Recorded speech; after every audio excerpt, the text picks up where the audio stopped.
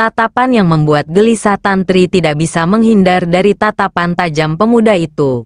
Aura yang terpancar dari sosok berjubah putih dengan pedang bercahaya biru di tangannya begitu kuat, hampir seperti mengunci langkahnya. Debaran di dadanya semakin kencang, seperti genderang perang yang ditabuh bertalu-talu. Ia mencoba memahami apa yang ia rasakan. Apakah ini rasa kagum? Ataukah rasa gentar? Atau mungkin, ia tak berani menyelesaikan pikirannya sendiri. Dengan langkah pasti, Tantri melesat mendekati pemuda itu. Tubuhnya terlihat ringan seperti embun pagi yang jatuh dari daun. Tetapi di dalam hati, ia tengah berjuang keras untuk tetap tenang. Aku harus dingin. Aku harus menguasai diriku, gumamnya dalam hati. Meskipun tatapan pemuda itu terus mengusik keseimbangannya. Pertemuan yang penuh teka-teki saat jarak mereka semakin dekat. Tantri bisa melihat lebih jelas raut wajah pemuda itu. Wajahnya tegas namun terlihat damai. Dengan sorot mata yang tajam seperti elang yang tengah mengawasi mangsanya. Di balik ketenangannya, Tantri merasakan ada sesuatu yang dalam. Seperti samudera yang menyimpan rahasia tak terucapkan. Pemuda itu menurunkan pedangnya. Menggenggamnya dengan santai di tangan kanan, dan sedikit menunduk sebagai tanda penghormatan. Aku sudah menduga kau akan mendekat, katanya dengan suara tenang namun dalam. Tantri menatap pemuda itu dengan tatapan tajam, mencoba menyembunyikan kegugupannya. Siapa kau? Dan apa yang sedang terjadi di sini? Tanyanya dingin, meskipun suaranya sedikit bergetar. Pemuda itu tersenyum tipis, lalu menatap pedangnya sejenak sebelum menjawab. Aku hanyalah seorang murid yang sedang menyelesaikan tugas guruku, katanya. Lalu, tanpa mengangkat wajah, ia melanjutkan. Tapi melihat caramu melesat mendekat, aku menduga kau juga bukan orang biasa. Siapa namamu, wahai perempuan berani? Tantri terdiam sejenak. Lalu menjawab dengan tegas. Namaku Tantri. Aku murid dari Sujiwo, pendekar dari lereng Gunung Selaka. Mendengar nama itu, pemuda itu tampak sedikit terkejut. Ia menatap Tantri lebih dalam, seolah sedang mencari sesuatu di balik tatapan gadis itu. Sujiwo, jadi kau adalah muridnya. Itu berarti, kita memiliki hubungan yang lebih dekat daripada yang kau sadari.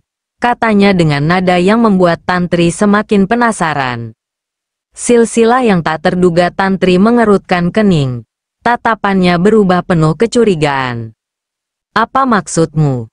Jelaskan, desaknya. Pemuda itu menarik napas panjang sebelum menjawab. Namaku adalah Kiara.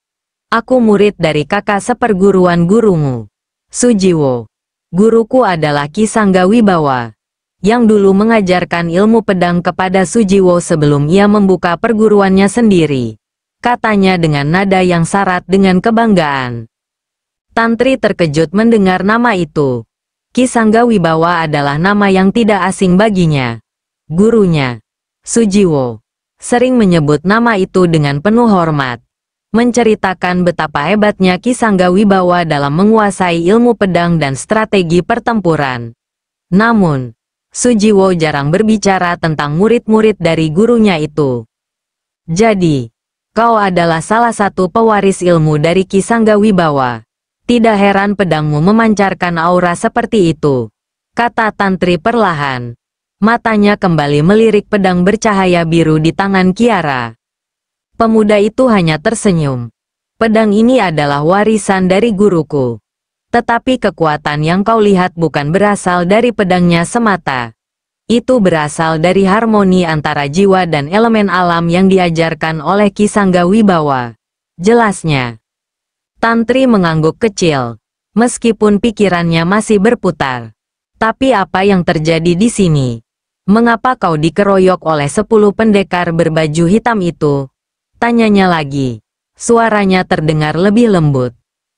Kiara menatap Tantri sejenak sebelum menjawab. Mereka adalah pemburu pedang pusaka. Pedang harimau biru ini telah menjadi incaran banyak pihak yang tidak bertanggung jawab.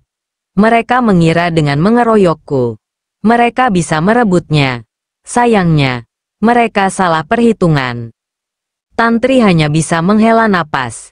Ia bisa merasakan kebesaran hati Kiara yang tetap tenang meskipun harus menghadapi bahaya yang begitu besar. Aura yang menggelayuti hati Tantri merasakan perasaannya mulai berubah. Semula ia hanya kagum pada ketenangan dan keahlian Kiara. Tetapi kini ia merasa ada sesuatu yang lebih dalam yang menariknya. Aura pemuda itu bukan hanya tentang kekuatan. Ada kebijaksanaan dan ketulusan di balik tatapannya yang tajam. Namun, Tantri mencoba menekan perasaannya. Aku tidak boleh terpengaruh. Ini bukan saatnya untuk hal seperti itu, pikirnya dalam hati. Meskipun debaran di dadanya tetap tak karuan. Kiara tampaknya menyadari perubahan di wajah Tantri. Tetapi ia tidak mengatakan apa-apa. Sebaliknya, ia hanya menyarungkan pedangnya dan berkata, "Kau pasti lelah setelah perjalanan panjang. Jika kau ingin, kita bisa berbicara lebih lanjut di tempat yang lebih aman." Tantri terdiam sejenak, lalu mengangguk. "Baiklah. Tapi jangan kira aku akan mempercayaimu begitu saja," katanya, mencoba terdengar tegas meskipun suaranya sedikit melembut. Kiara tersenyum tipis, lalu membalikkan badan. "Percaya atau tidak, itu hakmu. Aku hanya berharap kau mau mendengarkan apa yang akan aku katakan. Lagi pula, kita mungkin lebih terhubung daripada yang kau sadari," katanya sambil berjalan menjauh. Meninggalkan Tantri yang masih berdiri mematung dengan perasaan yang campur aduk. Tantri tahu, perjalanan ini baru saja dimulai. Tetapi ada sesuatu tentang Kiara. Sesuatu yang membuatnya merasa bahwa takdir mereka telah saling terkait jauh sebelum pertemuan ini. Di tengah kesunyian malam Tantri mengikuti langkah Kiara dengan hati-hati. Meskipun ia merasa ada yang bisa dipercaya dari pemuda itu, ia tidak pernah menghilangkan kewaspadaannya. Sepanjang perjalanan, Kiara tetap berjalan tanpa banyak bicara. Meninggalkan Tantri dengan berbagai pikiran dan pertanyaan yang membanjiri benaknya. Ketika mereka tiba di sebuah celah kecil di antara tebing, Kiara berhenti. Ia menoleh ke Tantri dan berkata, "Di sini cukup aman untuk berbicara. Tidak ada yang akan mengganggu kita di tempat ini." Tantri mengamati sekelilingnya. Tempat itu memang terpencil dan terhalang oleh dinding batu tinggi yang membuatnya mustahil dilihat dari kejauhan. Namun, hatinya tetap berjaga-jaga. Ia berdiri bersandar pada sebuah batu besar, menatap Kiara yang kini duduk di tanah dengan tenang, seperti tidak ada beban. "Rahasia yang terungkap. Jadi, apa yang sebenarnya kau ingin bicarakan?" tanya Tantri, mencoba memulai percakapan. Kiara menatapnya sejenak, lalu menghela napas panjang. "Ada sesuatu yang perlu kau ketahui, Tantri. Pertama, tentang pedang ini," katanya sambil mengangkat pedang harimau biru ke depan. Cahaya biru pada bilah pedang itu memantul di wajahnya, memberikan kesan misterius. "Pedang ini bukan sekadar senjata pusaka. Ia adalah bagian dari takdirku, dan takdirmu." Tantri mengerutkan kening, bingung dengan pernyataan itu. "Takdirku, apa maksudmu?" tanyanya. Kiara tersenyum tipis, lalu melanjutkan, "Kau mungkin tidak menyadarinya, tetapi gurumu, Sujiwo, pernah menceritakan sesuatu tentangmu kepada guruku, Ki Sanggawibawa. Ia mengatakan bahwa kau adalah murid yang memiliki hubungan dengan sesuatu yang besar. Sesuatu yang jauh lebih besar dari apa yang kau bayangkan sekarang." Tantri terdiam. Ia tahu gurunya sering bicara tentang potensi dirinya. Tetapi ia tidak pernah berpikir bahwa itu memiliki arti lebih dari sekadar mempelajari ilmu bela diri. "Apa yang kau tahu tentang itu? Jangan bertele-tele," desaknya. Kiara mengangguk, lalu menatap langsung ke mata Tantri. "Aku tahu bahwa lembaran kulit binatang yang kau bawa adalah kunci. Kunci untuk membuka rahasia yang diwariskan oleh leluhur kita. Dan jika aku tidak salah, Tujuanmu ke lembah hitam adalah untuk memecahkan teka-teki itu, bukan? Tantri terkejut mendengar kata-kata Kiara. Ia tidak pernah mengatakan tujuannya kepada siapapun, bahkan kepada sosok berbaju hitam yang membayanginya selama ini. Bagaimana kau tahu tentang itu? Tanyanya dengan suara sedikit bergetar. Kiara menunduk, memainkan gagang pedangnya, seolah mencari kata-kata yang tepat. Aku tahu karena guruku pernah berbicara tentang lembah hitam. Ia mengatakan bahwa di sana tersimpan rahasia besar tentang keseimbangan dunia. Rahasia itu tidak bisa ditemukan oleh sembarang orang. Dan kau, Tantri, adalah salah satu dari sedikit orang yang memiliki petunjuk ke sana. Jelasnya. Kaitannya dengan masa lalu Tantri merasa pikirannya semakin penuh dengan pertanyaan. Ia menggenggam lembaran kulit binatang di balik bajunya, mencoba menenangkan dirinya. Lalu apa hubungannya denganmu? Mengapa kau terlibat dalam semua ini? Tanyanya. Kiara terdiam sejenak, lalu berkata, karena pedang ini. Ia mengangkat pedang harimau biru lagi. Pedang ini adalah salah satu dari 5 pedang pusaka yang dibuat untuk melindungi rahasia di lembah hitam. Setiap pedang memiliki penjaganya, dan aku adalah salah satu dari mereka. Tantri membelalakkan matanya. Ia tidak pernah mendengar tentang 5 pedang pusaka sebelumnya. Jadi, kau bilang ada 4 pedang lain seperti itu? Tanyanya. Kiara mengangguk. Benar. Dan aku tidak tahu di mana pedang-pedang lainnya sekarang. Tetapi aku tahu satu hal. Salah satu pedang itu mungkin akan kau temukan di lembah hitam. Tantri terdiam, mencoba mencerna informasi yang baru saja ia dengar. Jika apa yang dikatakan Kiara benar, maka perjalanannya ke lembah hitam tidak hanya tentang membalas dendam atau mencari jawaban tentang pembunuhan kedua orang tuanya. Ada sesuatu yang jauh lebih besar yang menantinya di sana. Teka-teki yang belum terjawab. Kiara berdiri, menatap Tantri dengan tatapan serius. Tantri, kau harus berhati-hati. Lembah hitam bukan tempat yang ramah. Banyak orang yang telah mencoba masuk ke sana, tetapi tidak pernah kembali. Dan sekarang, aku yakin kau sudah menarik perhatian pihak-pihak yang ingin mengambil rahasia itu untuk kepentingan mereka sendiri. Tantri menatap Kiara dengan mata penuh tekad. Aku sudah tahu risikonya. Tetapi aku tidak peduli. Aku akan pergi ke sana, apapun yang terjadi. Jika ini memang takdirku, maka aku akan menghadapinya. Kiara tersenyum tipis. Kau benar-benar berani, Tantri. Tetapi ingatlah satu hal, kau tidak sendirian dalam perjalanan ini. Jika kau membutuhkan bantuanku, aku akan ada di sana. Tantri tidak menjawab. Ia hanya menatap Kiara dengan penuh kebingungan. Di satu sisi, ia merasa tidak nyaman menerima bantuan dari seseorang yang baru dikenalnya. Tetapi di sisi lain, ada sesuatu tentang Kiara yang membuatnya merasa bahwa pemuda itu dapat dipercaya. Langkah menuju lembah hitam malam semakin larut, dan angin dingin mulai berhembus. Tantri menghela napas panjang, mencoba menenangkan dirinya. Baiklah, Kiara, jika kau benar-benar ingin membantu, maka buktikan bahwa kau bisa dipercaya. Aku akan melanjutkan perjalanan ke lembah hitam. Dan jika kau ingin ikut, jangan menjadi beban. Kiara tertawa kecil, lalu mengangguk. Tentu saja. Tetapi kau harus ingat, aku tidak akan selalu ada untuk melindungimu. Kau harus tetap mengandalkan kekuatanmu sendiri. Tantri hanya mengangguk, lalu melesat pergi tanpa menoleh ke belakang. Kiara berdiri diam, menatap bayangan Tantri yang semakin jauh. Dia tidak tahu betapa pentingnya perannya dalam semua ini. Gumam Kiara, sebelum melesat mengikuti jejak Tantri.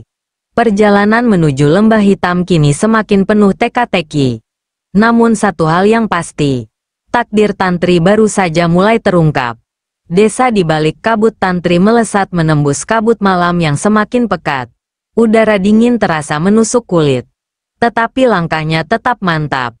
Matanya tajam seperti mata elang, menyapu setiap sudut gelap di depannya. Di belakang, Kiara mengikutinya dalam diam, menjaga jarak agar tidak mengganggu fokus Tantri.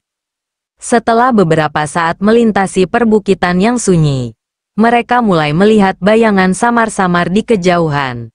Cahaya remang-remang dari obor menerangi jalan setapak menuju sebuah desa kecil yang tersembunyi di balik bukit.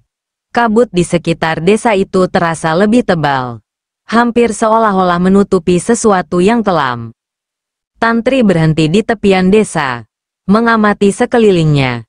Ia merasakan sesuatu yang tidak biasa di udara, seperti hawa kematian yang menyelimuti tempat itu. Kiara juga merasakan hal yang sama. Tempat ini, ada yang tidak beres, gumam Kiara dengan suara pelan. Tantri mengangkat tangannya, memberi isyarat kepada Kiara untuk diam. Ia melangkah maju, masuk ke dalam desa dengan hati-hati. Kehampaan yang mencekam Tantri dan Kiara berjalan melalui jalan utama desa yang sempit, diapit oleh rumah-rumah kecil yang berdiri rapuh di kedua sisi. Namun, tidak ada tanda-tanda kehidupan. Semua pintu tertutup rapat, dan jendela-jendela dipasangi kain hitam yang menjuntai seperti tirai duka. Suasana hening. Hanya terdengar suara angin yang berbisik di antara atap-atap rumah. Tantri menoleh ke Kiara, yang mengangguk pelan, menyadari bahwa mereka berdua merasakan hal yang sama.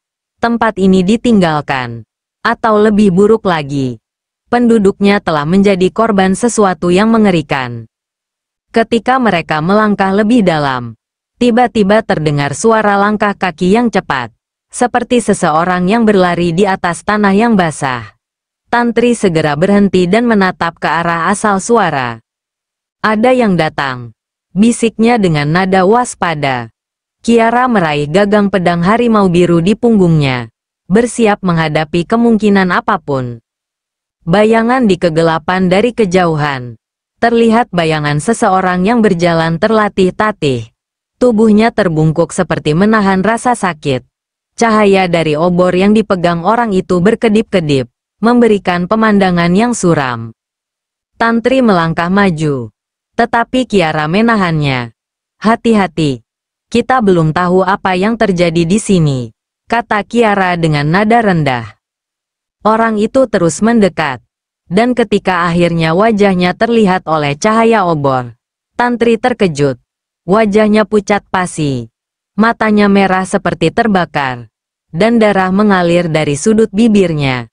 Tubuhnya bergetar hebat, seperti menahan sesuatu yang tidak terlihat. Tolong, kabur dari sini. Mereka akan datang, kata orang itu dengan suara serak, sebelum tiba-tiba terjatuh ke tanah. Tantri bergegas mendekati orang itu. Tetapi sebelum ia sempat menyentuhnya, tubuh orang itu mengejang. Dari mulutnya keluar asap hitam yang menjulang tinggi, melesat ke udara seperti ular hidup. Asap itu melingkar di udara sebelum lenyap dalam kegelapan. Apa itu tadi? Seru Kiara, melangkah mundur dengan mata terbelalak. Tantri hanya bisa menatap tubuh yang kini diam tak bergerak. Wajah orang itu membeku dalam ekspresi ketakutan, seolah ia baru saja melihat sesuatu yang tidak seharusnya dilihat. Serangan tak terduga tiba-tiba. Suara langkah kaki terdengar lagi. Kali ini dari berbagai arah. Dari bayang-bayang gelap di antara rumah-rumah, muncul sosok-sosok berpakaian serba hitam. Mereka bergerak dengan cepat, seperti bayangan yang meluncur di atas tanah. Tantri segera berdiri, meraih pedangnya. Mereka bukan manusia biasa, gumam Kiara, yang juga telah menghunus pedang harimau biru. Salah satu dari sosok itu melompat ke arah Tantri, mengayunkan pedang panjang yang tampak tajam dan berkilauan. Tantri dengan sigap menghindar, lalu membalas dengan tebasan pedangnya yang cepat dan akurat. Suara benturan logam terdengar keras, memecah keheningan malam. Kiara juga segera terlibat dalam pertempuran. Ia menghadapi dua penyerang sekaligus, menggunakan kecepatan dan ketepatan pedang harimau biru untuk menahan serangan mereka. Cahaya biru dari pedangnya menyinari malam yang gelap, memberikan kelebihan bagi Kiara untuk melihat gerakan musuh dengan lebih jelas. Namun, jumlah mereka terus bertambah. Sosok-sosok berpakaian hitam itu muncul dari setiap sudut desa, mengepung Tantri dan Kiara. Perlawanan yang sengit. Tantri melompat ke atas atap salah satu rumah, menggunakan ketinggian untuk mengamati medan pertempuran. Ia melihat bahwa musuh tidak hanya mengepung mereka, tetapi juga tampaknya mengarahkan mereka ke suatu tempat, sebuah lapangan terbuka di tengah desa. Kiara, kita tidak bisa melawan mereka di sini. Mereka mencoba memojokkan kita, serunya. Kiara, yang kini sedang menahan serangan dari 3 musuh sekaligus, hanya bisa mengangguk. Ia melompat mundur, mengikuti Tantri menuju lapangan terbuka yang dimaksud. Ketika mereka tiba di sana, pemandangan yang mereka lihat membuat napas mereka tertahan. Di tengah lapangan, terdapat sebuah altar batu yang dipenuhi dengan ukiran-ukiran kuno. Di atas altar itu, terdapat sesosok mayat yang dikelilingi oleh cahaya merah menyala. Ini bukan kebetulan. Mereka sedang melakukan sesuatu, kata Kiara dengan nada tegang. Tantri merasakan hawa dingin yang menusuk tulang. Ia tahu bahwa apapun yang terjadi di tempat ini, itu jauh lebih berbahaya daripada yang ia bayangkan. Dan sekarang, ia harus menghadapi musuh yang tidak hanya berjumlah banyak, tetapi juga tampaknya dikendalikan oleh kekuatan yang lebih besar dan gelap. Bersiaplah, Kiara, ini akan menjadi pertempuran yang panjang, katanya sambil menggenggam pedangnya dengan erat. Kiara hanya tersenyum tipis, lalu berkata, aku sudah siap sejak awal. Mari kita akhiri semua ini. Dan dengan itu, mereka melangkah maju, menghadapi kegelapan yang menunggu mereka di desa yang penuh misteri ini.